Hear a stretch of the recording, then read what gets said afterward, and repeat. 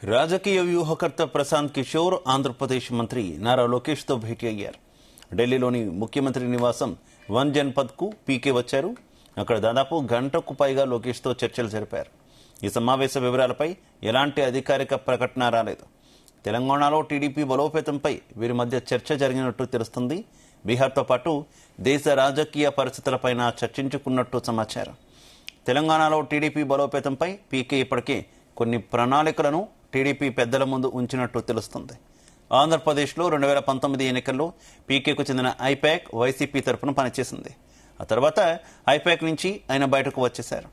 బీహార్లో జన్ సురాజ్ పేరుతో సొంతంగా పార్టీ ఏర్పాటు చేశారు పీకే. ఢిల్లీ పర్యటనలో ఉన్న మంత్రి నారా లోకేష్ నిన్న కేంద్ర మంత్రి అశ్విని వైష్ణవ్తో కూడా భేటీ అయ్యారు. ఇవాళ మరికొంతమంది కేంద్ర మంత్రులతో లోకేష్ సమావేశం కానున్నారు.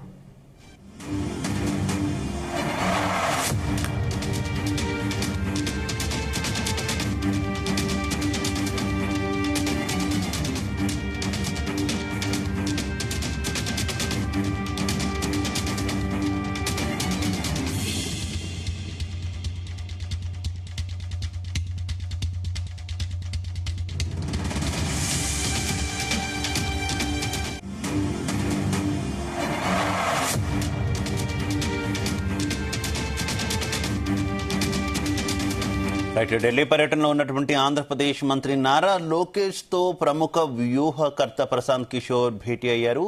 అయితే ఈ భేటీలో ఏ అంశాలు చర్చించారు అన్న దానికి సంబంధించి మాత్రం పూర్తి క్లారిటీ రాలేదు. కానీ ఢిల్లీ వర్గాల నుంచి వస్తున్నటువంటి సమాచారం మేరకు తెలంగాణలో తెలుగుదేశం పార్టీ బలోపేతానికి సంబంధించినటువంటి అంశం మీద చర్చించారంటూ కూడా వార్తలు వస్తున్నటువంటి పరిస్థితి. ఇదే విషయానికి సంబంధించి మరింత సమాచారం మా కరెస్పాండెంట్ నాగేశ్వరరావు అందిస్తారు. నాగేశ్వరరావు. Shiva, good morning. ఆంధ్రప్రదేశ్ రాష్ట్రానికి సంబంధించిన రాజకీయాలు కీలక పరిణామం చోటు చేసుకోబోతున్నాయి. ఏదైతే ఆంధ్రప్రదేశ్ రాష్ట్రంలో ఎన్డీఏ కూటమి బలంగా ముందుకు వెళ్తుందో, ఆంధ్రప్రదేశ్ లో ఎన్డీఏ కూటమి 2024 ఎన్నికల్లో భారీ మెజార్టీతో భారీ సీట్లతో అధికారంలోకి వచ్చిన ఎన్డీఏ కూటమి ముఖ్యంగా ఇందులోని తెలుగుదేశం పార్టీకి సంబంధించి కూడా కీలక పరిణామాలు, కీలక అడుగులు చోటు చేసుకోబోతున్నట్లు కొంతమేరకు అర్థమవుతున్న పరిస్థితి ఉంది. దీంట్లో భాగంగా ముఖ్యంగా ఏదైతే ఆంధ్రప్రదేశ్ లో అధికారంలోకి వచ్చిన తర్వాత నారా చంద్రబాబు నాయుడు కొంతమేరకు తెలంగాణలో కూడా పార్టీని ముందుకు నడిపించేందుకు కూడా ప్రణాళికలు సిద్ధం చేస్తున్నారంటూ కొంతమేరకు మొదట్లో ఏదైతే 2024 ఎన్నికల్లో పార్టీ గెలిచిన మొదట్లో కొంతమేరకు గుసగుసలు మాటలు వినపడిన నేపథ్యంలో వాటన్నిటినీ కొంతమేరకు వాస్తవ రూపం దాల్చడానికి అడుగులు పడుతున్నాయనే కొంతమేరకు అర్థమవుతుంది. దీనికి సంబంధించి కూడా ఓ నారా లోకేష్ ఒకరిని కలవటం కొంతమేరకు వాస్తవ పరిస్థితులకు దారితీస్తున్న పరిస్థితి అయితే కనపడుతున్న పరిస్థితి ఉంది. ముఖ్యంగా ఏదైతే ఎన్నికలు ఇప్పుడు లేకపోయినా, ఎన్నికల సమయం కాకపోయినా సరే నారా చంద్రబాబు నాయుడు తనయుడు ఐటీ శాఖ మంత్రి నారా లోకేష్ ఢిల్లీలో ప్రశాంత్ కిషోర్ ను కలవడంతో ఒక్కసారిగా ఆ ఊహాగానాలన్నీ ఊపందుకున్న పరిస్థితి ఉంది. ఎందుకోసం కలిశాడు, దేనికోసం కలిశాడు అనేది పూర్తి సమాచారం రానప్పటికీ ఖచ్చితంగా కొంతమేరకు తెలంగాణలో పార్టీని బలోపేతం చేయటం కోసమే కొంతమేరకు కలిసినట్టు కూడా కొంతమంది రాజకీయ విశ్లేషకులు చెబుతున్న పరిస్థితి ఉంది. ఏదైతే ఢిల్లీలో కేంద్ర మంత్రిని కలవడానికి వెళ్ళిన నారా లోకేష్ ని కేంద్ర మంత్రి గారికి అంటే ముందే కొంతసేపటి ముందు నారా లోకేష్ ప్రశాంత్ కిషోర్ ను కలిసిన పరిస్థితి అయితే నెలకొంది. అక్కడ దాదాపుగా గంట సేపు వీరిరువురు కూడా ప్రధానంగా చర్చించుకున్నట్టు తెలుస్తా ఉంది. కేంద్ర మంత్రి అశ్విన్ వైష్ణవ్ తో నారా లోకేష్ భేటీ అయ్యేందుకు కూడా ఢిల్లీ వెళ్లారు. ఢిల్లీ వెళ్లిన క్రమంలో కేంద్ర మంత్రి కలవడానికి ముందుగానే నారా లోకేష్ ప్రశాంత్ కిషోర్ ను కలిశారు. దాదాపుగా గంట సేపు వీళ్ళిద్దరితో పాటు దీర్ఘకాలిక చర్చలు జరిగినట్టు తెలుస్తా ఉంది.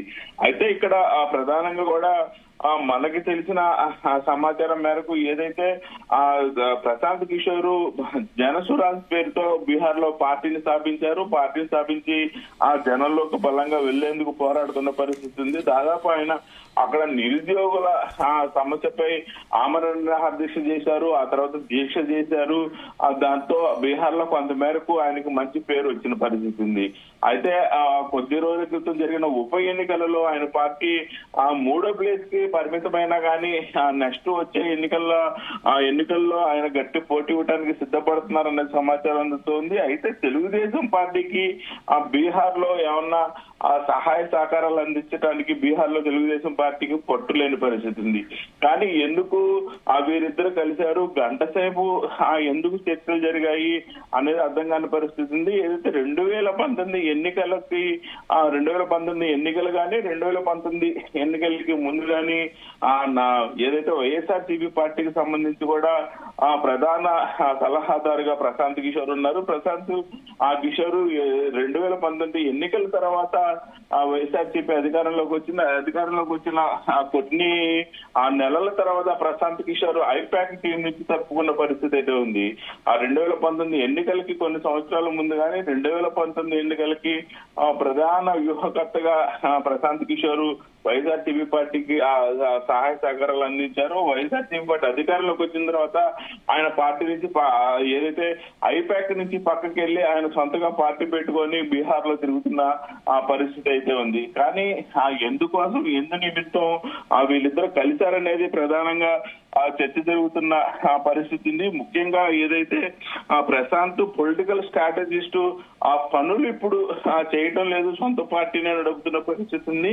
అయితే ముఖ్యంగా లోకేష్ తో గానీ చంద్రబాబుతో మాత్రం గానీ ప్రశాంత్ కిషోర్ కు సన్నిహిత సంబంధాలు కొనసాగిస్తున్నారు. ఆ నేపథ్యంలో కూడా కలిసి ఉండొచ్చు అనేది కొంత మేరకు సమాచారం అందుతున్న పరిస్థితి ఉంది.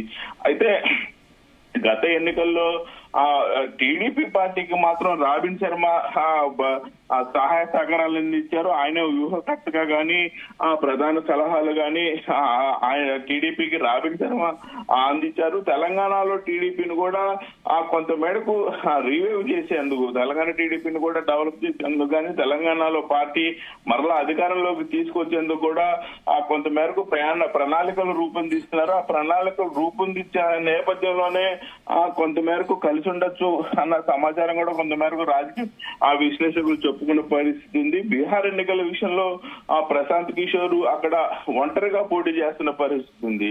అయితే ఏది ఏమైనా కానీ ప్రశాంత్ కిషోర్ కొంత మేరకు గేమ్ చేంజర్ అని పేరు తెచ్చుకున్న పరిస్థితి అయితే ఉంది. అలాగే నారా లోకేష్ బీహార్ ఎన్నికల్లో చేసేది ఏం లేదు. కానీ ఎందుకు వీరిద్దరూ కలిశారనేది మాత్రం ఇప్పుడు ప్రధాన చర్చకైతే దారి తీస్తున్న పరిస్థితి అయితే ఉంది శివ. Okay, thank you.